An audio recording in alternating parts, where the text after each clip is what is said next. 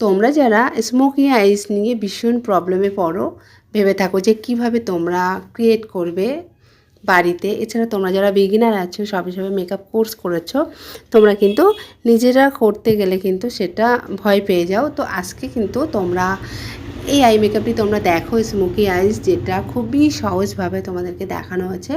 তোমরা কিন্তু খুবই সহজে পেরে যাবে। এতটাই সহজে কিন্তু আমি দেখিয়েছি যে তোমরা কিন্তু চোখ বন্ধ করে কিন্তু এটা তোমরা বাড়িতে কয়েকবার প্র্যাকটিস করলে কিন্তু তোমরা নিজেদের ক্ষেত্রেও কিন্তু অ্যাপ্লাই করতে পারবে। তো আজকে তোমরা এই স্মোকি আইসটি দেখতে পারলে আমি কিভাবে অ্যাপ্লাই করেছি।